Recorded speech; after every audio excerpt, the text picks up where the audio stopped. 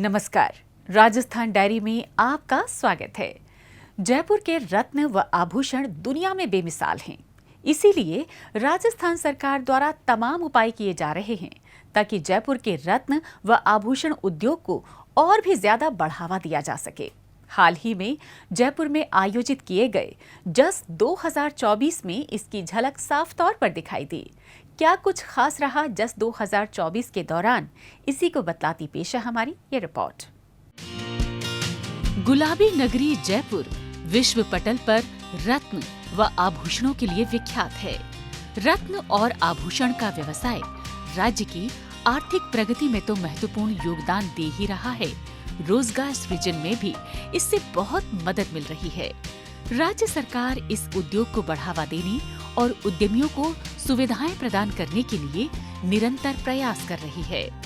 इसी के तहत ज्वेलरी एसोसिएशन द्वारा सीतापुरा स्थित JECC में आयोजित जस 2024 का मुख्यमंत्री भजनलाल शर्मा ने उद्घाटन किया। साथ ही उन्होंने जेम्स वर्ल्ड मैगजीन का लोकार्पण भी किया। जयपुर में बनाए गए आभूषण और शिल्प कौशल अपने आप में अनूठा है। वित्तीय वर्ष 2023-24 में राजस्थान के कुल निर्यात में रत्न आभूषणों की हिस्सेदारी 11,183 करोड़ रुपए की रही है। इसीलिए राज्य सरकार द्वारा एक जिला एक उत्पाद योजना के तहत जयपुर में रत्न एवं आभूषणों को चिन्हित किया गया है, जिसके अंतर्गत राज्य सरकार द्वारा इस क्षेत्र को और अधिक विकसित बनाने के लिए कार्य किया जाएगा। मतलब साफ है कि राज्य सरकार द्वारा किए जा रहे प्रयास की बदौलत प्रदेश में रत्न व आभूषण उद्योग नई ऊंचाइयों को छुएगा और दुनिया भर में राजस्थान की पहचान को और भी ज्यादा मजबूती मिलेगी।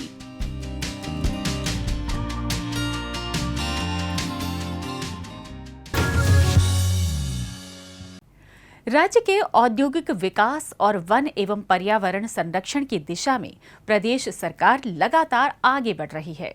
वर्ष 2024-25 के बजट में सरकार ने औद्योगिक विकास और वन एवं पर्यावरण संरक्षण के लिए अनेक प्रावधान किए हैं। एक रिपोर्ट। राज्य के विकास में उद्योगों की महत्वपूर्ण भूमिका है।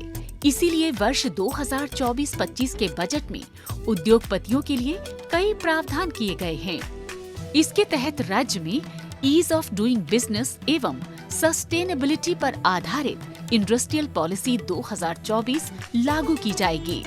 साथ ही प्रदेश से निर्यात बढ़ाने के लिए एक्सपोर्ट प्रमोशन पॉलिसी लाई जाएगी। वहीं गारमेंट एंड अपैरल पॉलिसी भी बनाई जाएगी। Rajasthan warehousing and logistics policy तैयार की जाएगी। इन्वेस्टर समिट के साथ ही नॉन रेजिडेंट राजस्थान कॉन्क्लेव का आयोजन किया जाएगा। इसके अलावा बालोतरा में राजस्थान पेट्रो जोन विकसित किया जाएगा। यही नहीं, डिफेंस मैन्युफैक्चरिंग हब भी बनाया जाएगा। इसके साथ साथ 200 करोड़ की लागत से जयपुर में Amrit global technology and application centre बनाया जाएगा। डाटा सेंटर पॉलिसी बनाने की घोषणा भी इस बजट में सरकार द्वारा की गई है। वहीं भीलवाड़ा में टेक्सटाइल पार्क, बीकानेर में सेरामिक पार्क, बांदीकुई दौसा के पास इंडस्ट्रियल एंड लॉजिस्टिक हब, पाली के कांकाड़ व रोह में solar panel manufacturing park, Banswara में बायोमास पैलेट एवं chemical manufacturing park, Kishangarh Ajmer में टाइल्स मैन्युफैक्चरिंग पार्क और जोधपुर में हैंडीक्राफ्ट पार्क बनाए जाएंगे। साथ ही 2 वेस्ट रिसाइकलिंग पार्कों का निर्माण भी किया जाएगा। इसके अलावा ब्यावर, कोटा, जालौर, राजसमंद व दौसा के सिकंदरा में स्टोन मंडियों की स्थापना करने के साथ ही वर्तमान स्टोन क्लस्टर्स का भी उन्नयन किया जाएगा। इसके लिए 125 करोड़ रुपए का प्रावधान किया गया है। यही नहीं, राजस्थान में one district one product policy 2024 लागू की जाएगी। इस पर प्रतिवर्ष लगभग 100 करोड़ रुपए खर्च किए जाएंगे। वहीं लगभग 200 करोड़ रुपए की लागत से जयपुर में PM यूनिटी मॉल बनाया जाएगा। राज्य में सूक्ष्म, लघु और मध्यम उद्योगों को बढ़ावा देने के लिए MSME पॉलिसी 2024 लागू की जाएगी। इसके साथ साथ बजट में वन एवं पर्यावरण संरक्षण पर भी भरपूर जोर दिया गया है, जिसके अंतर्गत आगामी वर्ष से राज्य का ग्रीन बजट लागू किया जाएगा। राज्य में हरियाली को बढ़ावा देने के लिए वृक्षारोपण महाअभियान के माध्यम से 7 करोड़ पौधे लगाने व पालने का लक्ष्य रखा गया है। साथ ही मिशन हरियालो राजस्थान के तहत 5 वर्षों में लगभग 4,000 करोड़ रुपए की राशि से विभिन्न कार्य करवाए जाएंगे। वहीं प्रत्येक जिले में मातृवन बनाया जाएगा। इसके अलावा वन डिस्ट्रिक्ट वन स्पीशीज कार्यक्रम आयोजित किए जाएंगे। यही नहीं, 2000 वन मित्र भी बनाए जाएंगे। इसके अतिरिक्त 1,650 करोड़ रुपए की राशि खर्च कर महात्मा गांधी नरेगा के अंतर्गत पर्यावरण संरक्षण, चारागाह विकास और वृक्षारोपण के कार्य करवाए जाएंगे। वहीं 25 करोड़ रुपए की लागत से ब्लॉक स्तर तक वन उपज एवं संबंधित उत्पादों के विक्रय के लिए मार्केटिंग हब बनाए जाएंगे। झालाना जयपुर में forest and wild life training come management institute बनाया जाएगा। इस पर 40 करोड़ रुपए की लागत आएगी। Forest carbon credit certification mechanism स्थापित किया जाएगा। इसके अलावा 5 बाघ परियोजना क्षेत्रों में 20 करोड़ रुपए की राशि से टाइगर हैबिटेट सुधार के कार्य करवाए जाएंगे। यही नहीं, भरतपुर के केवलादेव राष्ट्रीय उद्यान यानी घना के निकट जूलॉजिकल पार्क एवं एक्वेरियम बनाया जाएगा। वहीं 20 करोड़ रुपए की लागत से जयपुर के नाहरगढ़ जैविक उद्यान में वॉक इन एवियरी बनाया जाएगा। साथ ही गोडावण संरक्षण के लिए नए इंक्लोजर के साथ ही प्रीडेटर प्रूफ फेंसिंग लगवाई जाएगी। अलवर में बायोलॉजिकल पार्क बनाया जाएगा, जिस पर 25 करोड़ रुपए खर्च किए जाएंगे।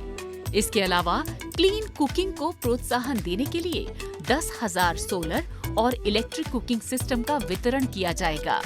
साथ ही अलवर एवं भिवाड़ी में अर्ली वार्निंग सिस्टम लगाया जाएगा।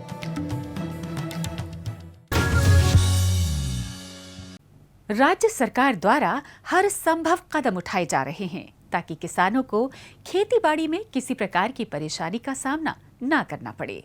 राज्य सरकार द्वारा मुख्यमंत्री किसान सम्मान निधि योजना का शुभारंभ किया जाना इसकी पुष्टि करने के लिए काफी है। एक रिपोर्ट। किसान को सशक्त बनाने की दिशा में राज्य सरकार लगातार आगे बढ़ रही है। सरकार द्वारा किसान कल्याण की दिशा में कई कदम उठाए गए हैं। इसी श्रृंखला में हाल ही में मुख्यमंत्री भजनलाल शर्मा द्वारा मुख्यमंत्री किसान सम्मान निधि योजना का शुभारंभ किया गया। इस योजना के तहत प्रदेश के किसानों को प्रधानमंत्री किसान सम्मान निधि की 6,000 रुपए की राशि के साथ ही 2,000 रुपए अतिरिक्त दिए जाएंगे। इसी क्रम में टोंक की कृषि उपज मंडी में आयोजित राज्य स्तरीय समारोह में मुख्यमंत्री ने 1,000 रुपए की पहली किस्त के तौर पर 65 लाख से अधिक किसानों के खातों में 653 करोड़ रुपए सीधे ट्रांसफर किए।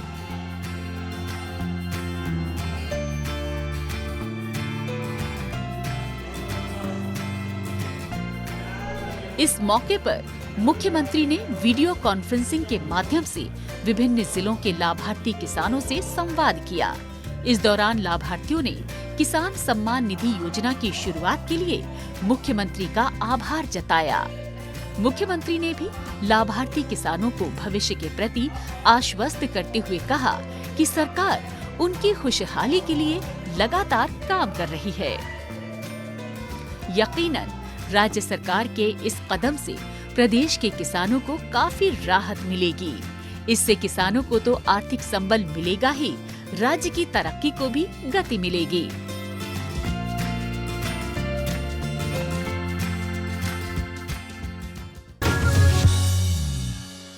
आइए अब डालते हैं एक नजर कुछ और खबरों पर। अपने दिल्ली दौरे के दौरान मुख्यमंत्री भजनलाल शर्मा ने केंद्रीय गृह मंत्री अमित शाह सहित कई अन्य केंद्रीय मंत्रियों से मुलाकात की। केंद्रीय गृह मंत्री अमित शाह से मुलाकात करते हुए मुख्यमंत्री ने उन्हें राजस्थान में कानून व्यवस्था एवं विभिन्न परियोजनाओं की विस्तृत जानकारी दी। साथ ही उन्होंने केंद्रीय जल शक्ति मंत्री CR पाटिल से भेंट कर राजस्थान में जल जीवन मिशन और पूर्वी राजस्थान नहर परियोजना यानी ERCP की वर्तमान प्रगति एवं क्रियान्वयन के विषय में अवगत कराया। इसके अलावा मुख्यमंत्री ने केंद्रीय उपभोक्ता, खाद्य व सार्वजनिक वितरण, नवीन एवं नवीकरणीय ऊर्जा मंत्री प्रहलाद जोशी से भेंट कर प्रदेश की विकास योजनाओं से संबंधित चर्चा की। मुख्यमंत्री ने केंद्रीय ऊर्जा एवं हाउसिंग और अर्बन अफेयर्स मंत्री मनोहर लाल खट्टर को विद्युत क्षेत्र में ऊर्जा के नवीन स्रोतों के विकास, आधुनिकीकरण और नूतन तकनीकी के समावेश सहित विविध महत्वपूर्ण मुद्दों पर विस्तार से बातचीत की। उनसे प्रदेश के सर्वांगीण विकास के लिए विभिन्न विषयों पर विस्तार से विचार विमर्श किया।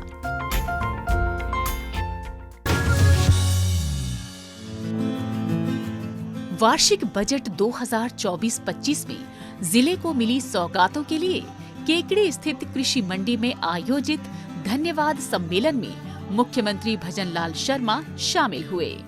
इस अवसर पर मुख्यमंत्री ने कहा कि राज्य सरकार प्रदेश की 8 करोड़ जनता के सर्वांगीण विकास के लिए प्रतिबद्ध है और बजट की प्रत्येक घोषणा को समय पर पूरा किया जाएगा। उन्होंने कहा कि युवाओं को रोजगार देने के लिए राज्य सरकार बम्पर भर्तियां निकाल रही है। आगे मुख्यमंत्री ने कहा कि बजट की घोषणाओं का लाभ हर वर्ग, हर क्षेत्र तक पहुंचेगा और राजस्थान एक अग्रणी राज्य के रूप में उभरेगा। वर्ष 2024-25 का बजट केवल आंकड़े नहीं है, बल्कि राजस्थान और केकड़ी जिले के विकास की रूपरेखा है। बजट में केकड़ी जिले के सर्वांगीण विकास के लिए महत्वपूर्ण घोषणाएं की गई हैं। इन घोषणाओं से शिक्षा, स्वास्थ्य, आवागमन, पेयजल से जुड़े विकास कार्यों को नई गति मिलेगी।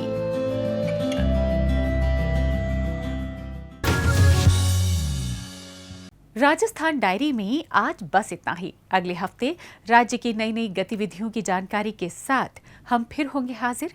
तब तक के लिए दीजिए इजाजत। नमस्कार।